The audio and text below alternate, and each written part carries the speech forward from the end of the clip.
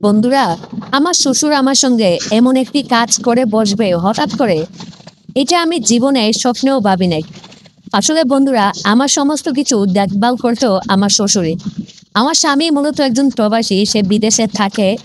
স্বামী আসলে আমার দেখাশোনার সময় পায় না, বা আমার আসলে কি কি লাগবে, কি কি দরকার, এগুলো আসলে আমার স্বামী এত কিছু তার করার সময় নেই। সে হচ্ছে বিদেশে থাকে। কিন্তু বন্ধুরা, এই বাড়ির একটা নিয়ম হলো কি, বাড়ির বউ যারা আছেন তারা কিন্তু বাহিরে যেতে পারবে না। নিজের মতো করে চাইলে শপিং কিংবা চাইলে বাজার হাট খরচ কোনো কিছুই করতে পারবে না। এই বাড়ির মেয়েরা আসলে বাজারে যায় না, আসলে এই বাড়ির পুরুষরাই বাজারে যায়। আমার একটা ছোট দেবর ছিল, কিন্তু ছোট দেবর ওর এত বয়স হয় নাই। ও স্কুলে পড়াশোনা করতেছে, পাশাপাশি আমার যা কিছু লাগে টুকটাক এনে দেয়, কিন্তু আমার শ্বশুরই মূলত আমার সব কিছু দেখভাল করে, আমার দেখাশোনা করে। বন্ধুরা, তোমাদেরকে বলে রাখি, আমার কিন্তু শাশুড়ি নেই। আমার শাশুড়ি মারা গেছে প্রায় আজকে অনেক দিন হয়ে গেছে। এই জন্য এই বাড়ির একমাত্র বড় মানুষ বলতে বা মুরব্বী বলতে আমার শ্বশুরই। কিন্তু শ্বশুর ওই রকম, তার এখনো বয়স হয় নাই। শ্বশুরকে দেখলে আপনি একেবারেই বিশ্বাস করতে পারবেন না যে উনি কি আমার হাজবেন্ডের বাবা নাকি অন্য কেউ। মানে তার এরকম একটা বয়স। অনেকেই উনাকে মনে করেন, উনি আমাকে প্রায় সময় উনার সঙ্গে নিয়ে যান। একবার হয়েছে কি বন্ধুরা, ঈদ আসছে। তো ঈদ আসলে কি হয়, আমার হাজবেন্ড আসলে ধরেন প্রতি মাসে 50,000 বা 60,000 টাকা পাঠায়। ঈদের সময় উনি প্রায় 1 লাখ টাকা বা 2 লাখ টাকা পাঠায়। উনি সেখানে বকশিস পান, বোনাস পান, তাছাড়া আরও এক্সট্রা ইনকাম করেন। তাছাড়া কিছু টাকা উনার কাছেও জমা রাখেন। সব টাকা তো আর আমাদেরকে দিয়ে দেয় না, উনার কাছেও কিছু টাকা জমা থাকে। ঈদ আসলে উনি অনেক টাকা এক্সট্রা দেন, যেন আমরা বাজার হাট খরচ করতে পারি। তাছাড়া বাড়ির ছেলে মেয়ে যে কজন আছে, ছোট বাচ্চা কাচ্চা যারা যারা আছে, সবাইকে যেন আমরা কাপড় চোপড় কিনে দিতে পারি। এই জন্য উনি কিছু টাকা এক্সট্রা পাঠান। তো ঈদের সময় একবার হয়েছে কি, আমার শ্বশুর আমার জন্য একটা শাড়ি নিয়ে এসেছিল। ঠিক আছে, মানে বাড়ির যত মানুষ আছে, যেমন আমার ছোট দেবর, তাছাড়া ওই বাচ্চা কাচ্চা যারা আছে, তাদের জন্য কাপড় চোপড় নিয়ে এসেছে। আমার জন্য দেখা গেছে সাবান নিয়ে এসেছে, একটা শাড়ি নিয়ে এসেছে, ব্লাউজ বানিয়েছে, একটা ব্রা নিয়ে এসেছে।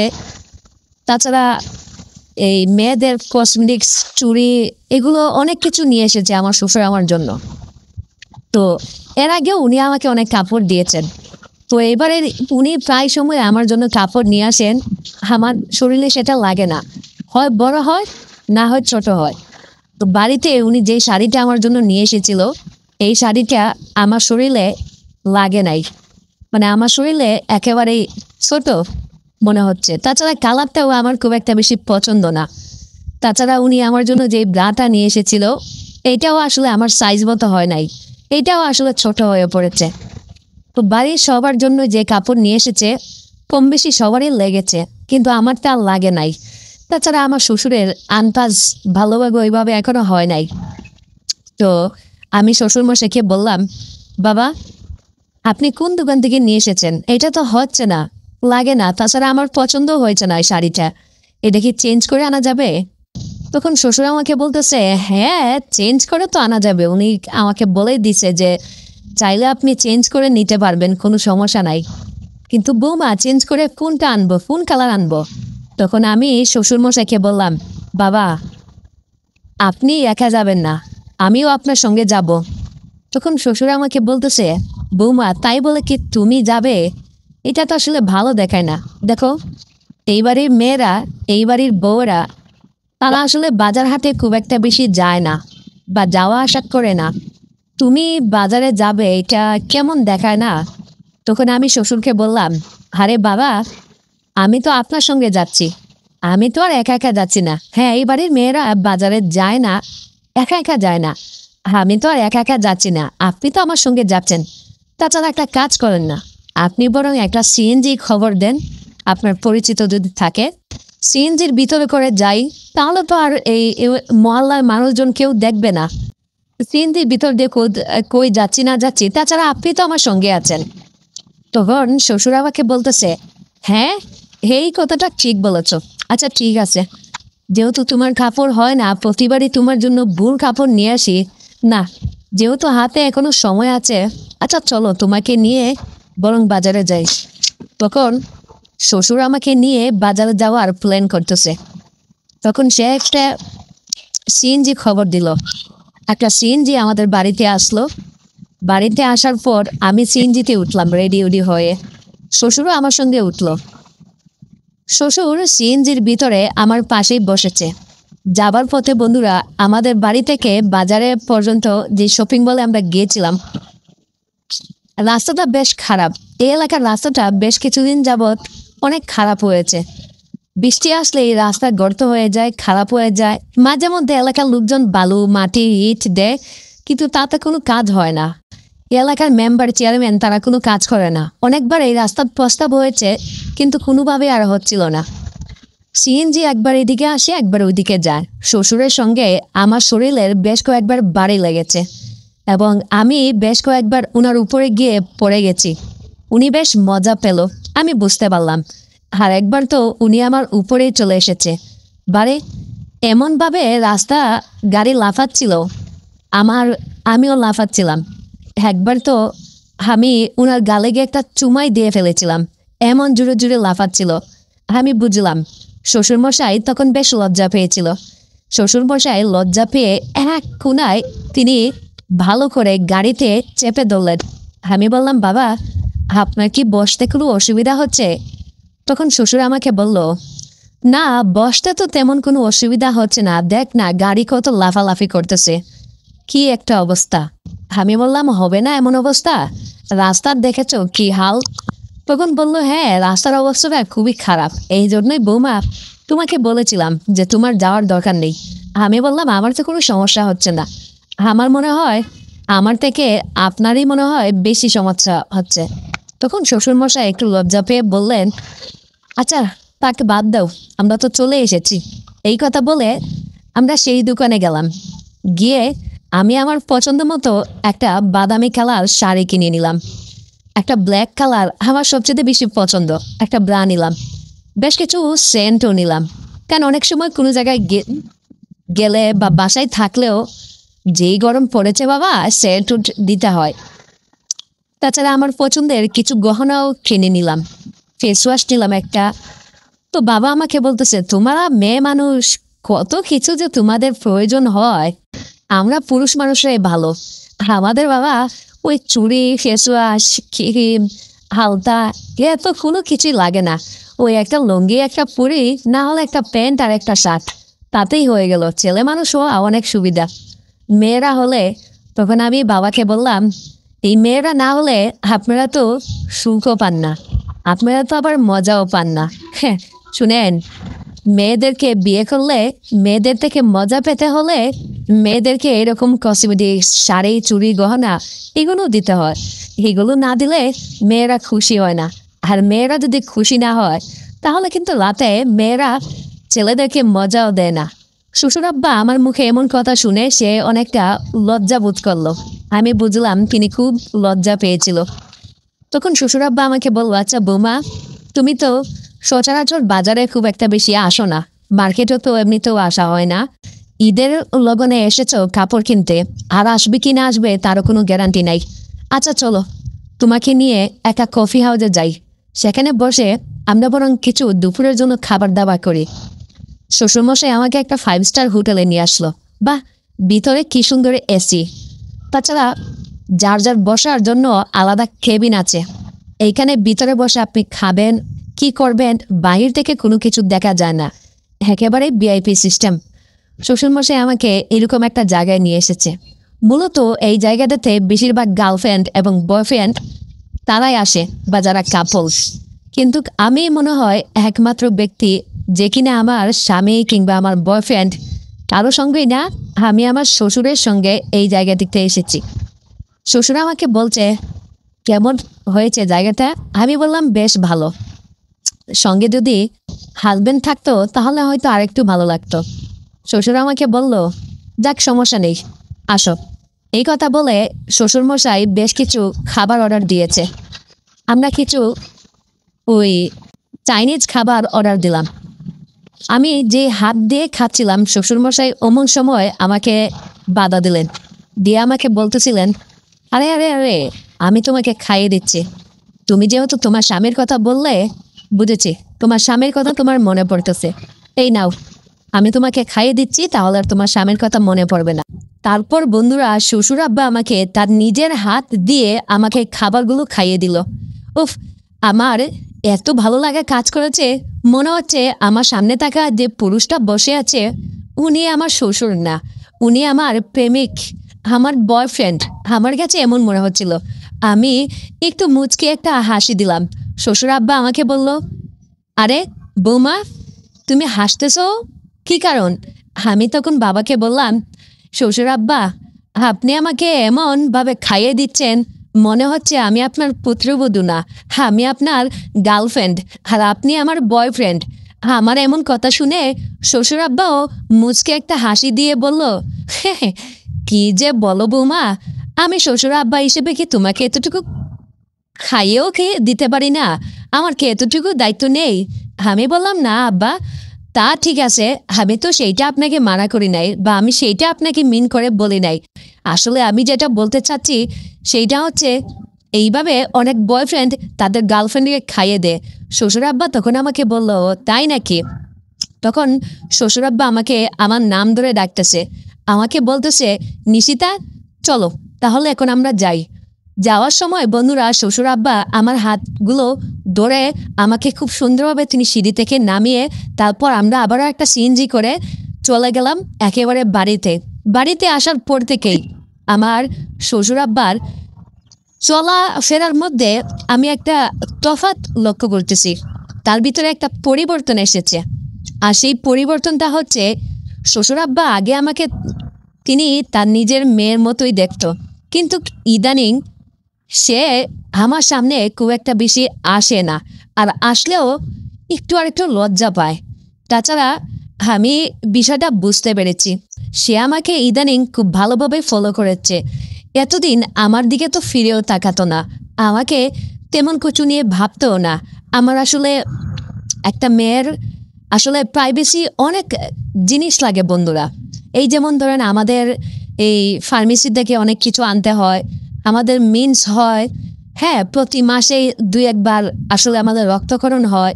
মেয়েদের অনেক পার্সোনাল সমস্যা থাকে, কিন্তু আমরা এই সমস্যাগুলো একমাত্র শাশুড়ি মা বা মা বা স্বামীর কাছেই আমরা বলতে পারি, এছাড়া আর কারো কাছে বলতে পারি না।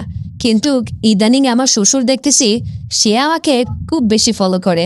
কখন আমার মন ভালো, কখন আমার মন খারাপ, কখন আমার মুড আছে, আবার কখন আমার মুড নেই। মানে শ্বশুরমশাই একেবারেই আমার মন মতো চলতেছে।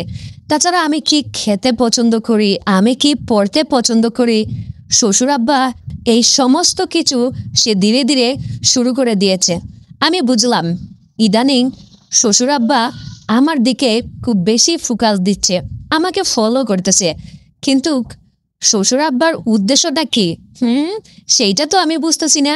না, আমি ভাবলাম আসলে আমার শ্বশুর আব্বা চাচ্ছেটা কি, উনি আসলে কি চায়, আসলে আমাকে এই সব কিছু আমাকে বুঝতে হবে।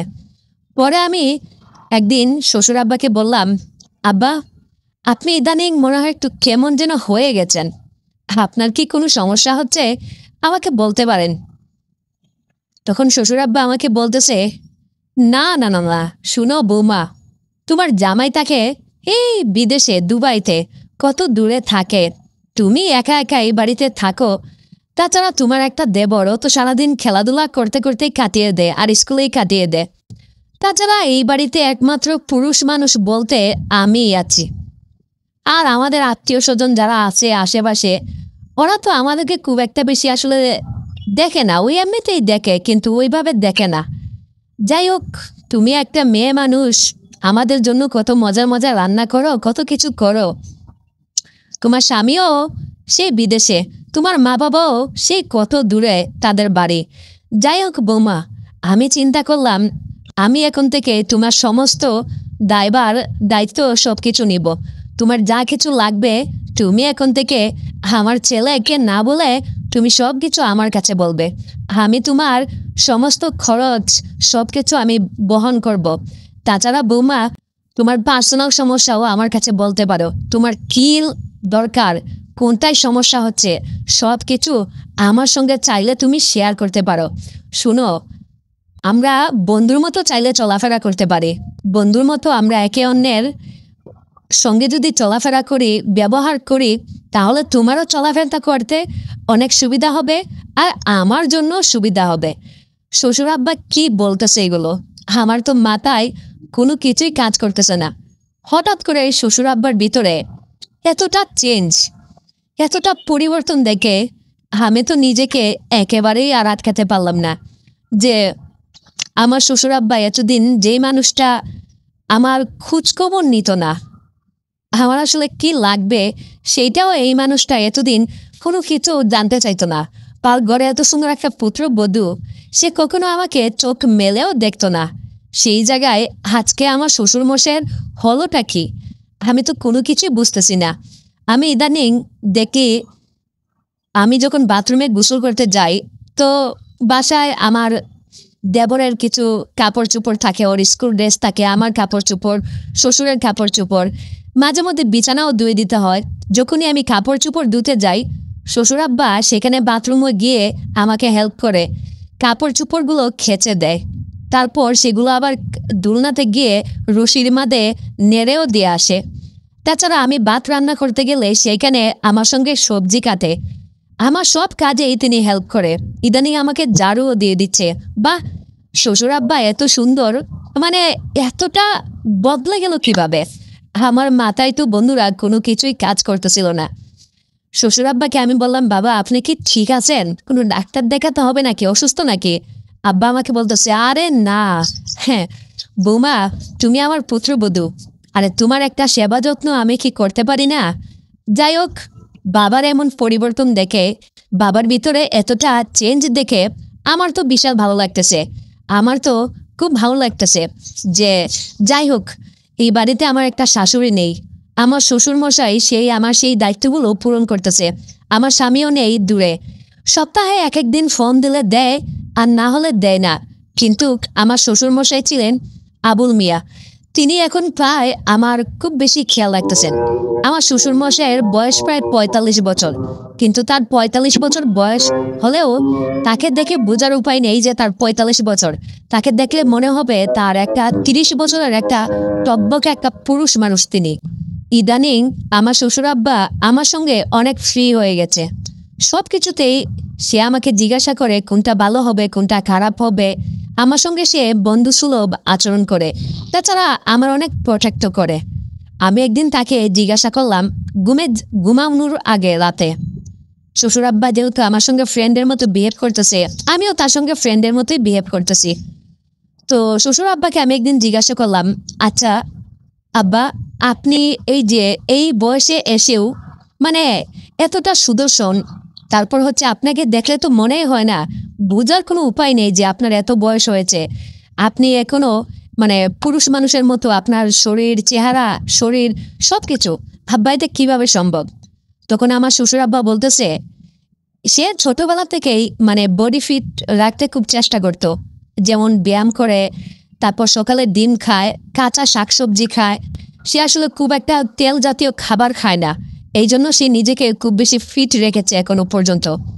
তো আমি জিজ্ঞাসা করলাম, আচ্ছা আব্বা, শাশুড়ি মারা গেল মানে অনেক দিন হয়েছে তাই না? আপনি তো নিশ্চয়ই একা একা আছেন এতদিন। আসলে বন্ধুরা, আমি এই বাড়িতে বিয়ে হয়ে বউ হয়ে এসেছি। আমার বিয়ে হয়েছে প্রায় 2 বছর, কিন্তু আমি বিয়ে হওয়ার আগেই আমি জানি ছোটবেলায় নাকি আমার শাশুড়ি কোনো একটা অ্যাক্সিডেন্টে তিনি আসলে মারা যান।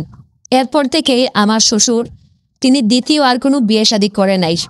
তবে তার বাড়ি থেকে অনেক প্রেশার দিয়েছিল তাকে দ্বিতীয় বিয়ে করার জন্য, কিন্তু তিনি তার ছেলের মুখের দিকে তাকিয়ে তাকে মানুষ করার জন্য তিনি আর দ্বিতীয় বিয়ে করেন নাই।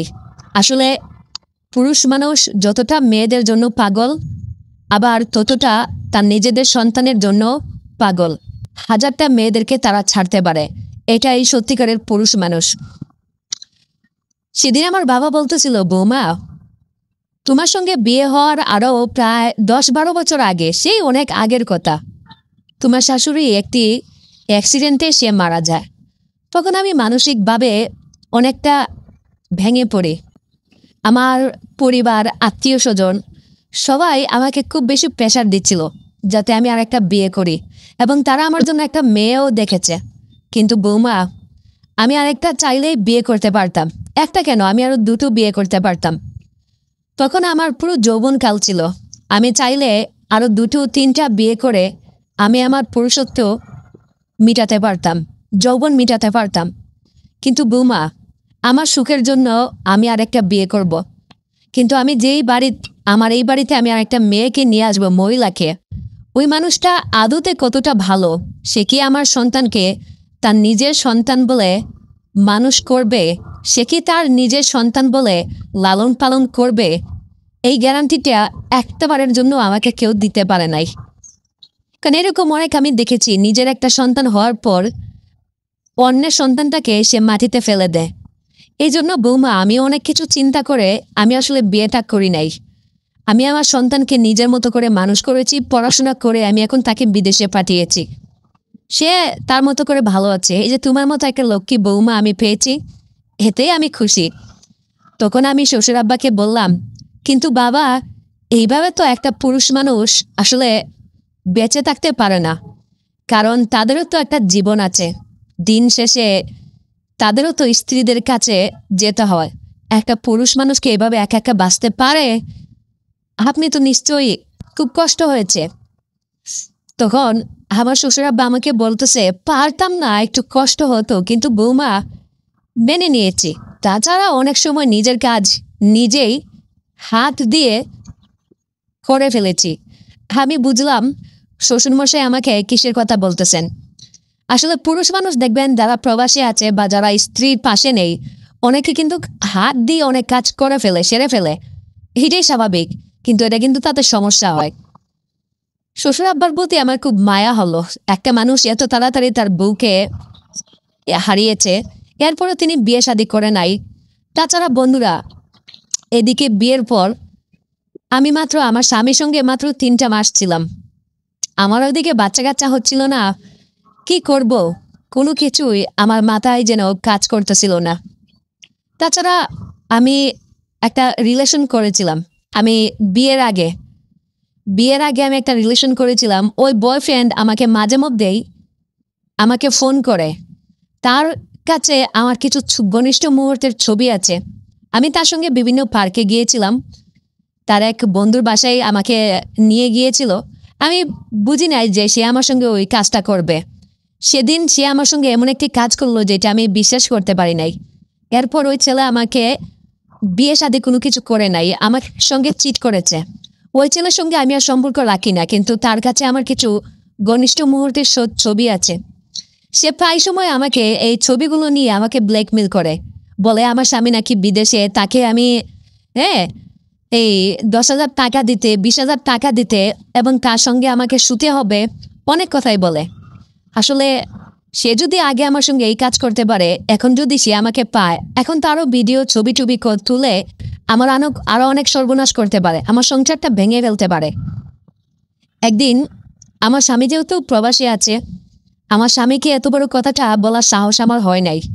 কিন্তু শ্বশুর আব্বা যেহেতু আমার সঙ্গে একটা ফ্রেন্ডের মতো আচরণ করতেছে, আমি ভাবলাম সে যেহেতু আমার গার্জিয়ান, এখন বর্তমানে আমার সংসার আমার এক্স বয়ফ্রেন্ড যে কোনো সময় ভেঙে দিতে পারে না। আমি ভাবলাম আমার শ্বশুর আব্বাকে এই বিষয়টা জানিয়ে রাখা উচিত, কারণ যে কোনো সময় যে কোনো কিছুই হতে পারে। কারণ ওই ছেলেটা একটা আধা পাগল হয়ে আছে, নেশা করে মাতাল, আর ওর টাকার জন্য যে কোনো কিছুই করতে পারে। আমার শ্বশুর মশাইয়ের কাছে বলে দিতে পারে, বা ফেসবুকে ছবিগুলো ভাইরাল করে দিতে পারে, তার কোনো গ্যারান্টি নাই, নিশ্চয়তা নাই। এই জন্য আমি একদিন আমার শ্বশুর আব্বাকে বললাম, আব্বা, আপনি কি আমাকে সত্যি ভালোবাসেন? আপনার পুত্রবধূ হিসেবে আমাকে আপনি কতটুকু পছন্দ করেন? শ্বশুর আব্বা আমাকে বলল, হ্যাঁ মা, তোমাকে আমি অনেক পছন্দ করি, আমার পুত্রবধূ বউ হিসেবে তোমাকে পেয়ে আমি অনেক লাকি। আমি বাবাকে বললাম, বাবা, আমি আপনার পুত্রবধূ হওয়ার আগে আমি যদি কোনো ভুল কাজ করে থাকি, যদি কোনো পাপ কাজ করে থাকি, বাবা আপনি কি আমাকে ক্ষমা করতে পারবেন? আপনি কি আমাকে মাফ করে দিতে পারবেন? শ্বশুরাব্বা আমার এমন কথা শুনে সে অনেকটা থমকে গেছে, তার কথাটা অনেকটা বন্ধ হয়ে গেছে। আমি বললাম, বাবা কি হলো? শ্বশুরাব্বা তখন আমাকে বলল, হ্যাঁ নিশিতা, এমন কি কাজ? তখন আমি বাবাকে বললাম, বাবা আপনি আগে বলেন আমার ভুল আপনি ক্ষমা করবেন কিনা। তখন শ্বশুরাব্বা আমাকে বলল, হ্যাঁ আমি তোমার সমস্ত ভুল ক্ষমা করে দিব, কারণ অতীতে মানুষ একটা সময় ভুল করতেই পারে। বলো তো এখন কি হয়েছে? পুরো ঘটনাটা তখন আমি আমার শ্বশুর বাবার কাছে খুলে বললাম যে, বাবা আমি যখন কলেজে পড়তাম তখন একটা ছেলের সঙ্গে আমার রিলেশন ছিল। ও অনেকদিন আমার পিছনে ঘুরপাক করতো। তারপর একটা সময় ওকে আমি মেনে নেই, ও আমাকে বিয়ের প্রতিশ্রুতি দেয়। ওর সঙ্গে আমার বেশ কয়েকবার পার্কে দেখা হয়েছিল, আমার সঙ্গে চুমুও দিয়েছিল, বিভিন্ন ঘনিষ্ঠ মুহূর্তের ছবিও দিয়েছিল। একসময় এক বন্ধুর বাসায় আমাকে নিয়ে যায়। বাবা ও আমার সঙ্গে একটা খারাপ কাজ করে ফেলেছে, কিন্তু ওর কাছে কিছু ছবি আছে যেটা দিয়ে প্রায় সময় আমাকে ব্ল্যাকমেল করে। আমার স্বামীর কাছ থেকে বলে আমাকে টাকা দিতে হবে ওকে, না হলে ওর সঙ্গে আমাকে আবার ঘুমাতে হবে। বিভিন্নভাবে আমাকে ব্ল্যাকমেল করে। শ্বশুর আব্বা, আমি আসলে এই বিষয়টা কার কাছে বলবো, আমার হাজবেন্ডের কাছে নাকি আপনার কাছে? আমি কোনো সাহস পাচ্ছিলাম না, এই জন্য আমি আপনাকে বিশ্বাস করে এই কথাটা বলেছি। তখন আমার এই কথাটা শুনে শ্বশুর আব্বা আমাকে বলতেছিল, বিয়ের আগে এরকম একটু আর একটু অনেক মেয়েরাই এই যুগের মানুষরা ভুল করতে পারে, এইটা তেমন কোনো বিষয় না, তুমি এই কথাটা বাদ দাও তো। ছেলেটার বাড়ি কোথায়? তখন আমি বাবাকে বললাম, ছেলেটার বাড়ি হচ্ছে কুচবিহারে। তখন আব্বা আমাকে বলল, ঠিক আছে আমি দেখতেছি। পরের দিন সকালবেলা আমার শ্বশুর আব্বা আমাকে দেখলাম একটা লাল একটা শাড়ি নিয়ে এসেছে। এই শাড়িটা নাকি আমার শাশুড়ির শাড়ি। এই শাড়িটা নাকি অনেকদিন সুকেসের ভিতরে মানে ছিল, তো তিনি তার রুম থেকে বের করে এনে আমার জন্য আনছে। সুকেস থেকে আরো কিছু গহনা নিয়ে এসেছে, কিছু চুড়ি, তারপর হচ্ছে গলার একটা হার, কানের দুল, বেশ কিছু গহনা, সাথে একটি ব্লাউজ, অনেক কিছু। আমি শ্বশুর আব্বাকে বললাম, বাবা এইটা কিসের জন্য, এই বিয়ের লাল শাড়ি? তখন আমার শ্বশুর আব্বা আমাকে বলতেছে, বৌমা নিশিতা, এই শাড়িটা হচ্ছে তোমার শাশুড়ির শাড়ি। এই শাড়িটা আমি তোমার শাশুড়িকে বিয়ে করে এই বাড়িতে নিয়ে এসেছিলাম, তার সঙ্গে আমি বাসর করেছিলাম। তারপর এই শাড়িটা পরের দিন সে আবার শুকেছে উঠিয়ে রেখে দেয়। সে বলেছিল তার পুত্রবধূকে সে এই শাড়িটা উপহার হিসেবে দিবে তার নিজের হাতে, কিন্তু তার তো দেওয়ার কোনো সৌভাগ্য হয় নাই। আমি তোমাকে অনেকবার দিব দিব বলে দেওয়া হয় নাই, তাই ভাবলাম আজকে এই শাড়িটা আমি তোমাকে দেব। এই শাড়ির একমাত্র অধিকার তোমার।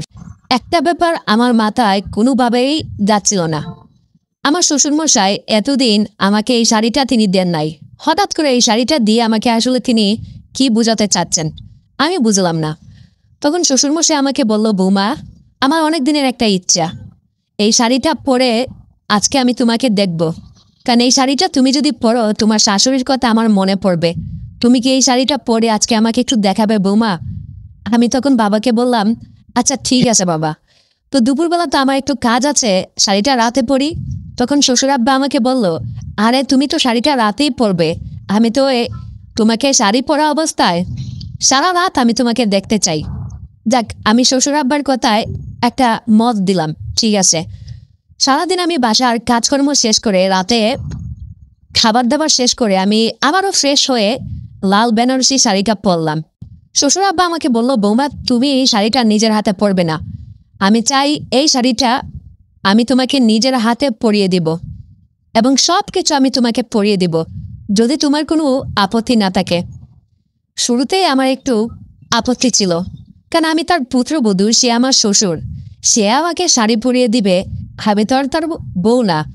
যাই হোক, আমার শ্বশুর আব্বা সে আমার কাছে একটা আবদার করেছে, আমার তো উনি ছাড়া আর কেউ নেই, ঠিক আছে শাড়ি পরিয়ে দেওয়া আর এমন কি কাজ। আমি শুরুতে ছায়াটা পরে নিলাম, তখন আমি বাবাকে বললাম, ঠিক আছে আব্বা, নেন আপনি পরিয়ে দেন। শ্বশুর আব্বা আমাকে খুব সুন্দরভাবে কুচি করে শাড়িটা পরিয়ে দিলেন। আমার কোমরে, পেটে, বিভিন্ন জায়গায় শাড়ি পরাতে গিয়ে তিনি হাত দিয়েছেন। তার হাতের স্পর্শ পেতেই আমার অনেক ভালো লাগা কাজ করেছিল। শ্বশুর আব্বারও অনেক বেশি ভালো লাগা কাজ করেছিল।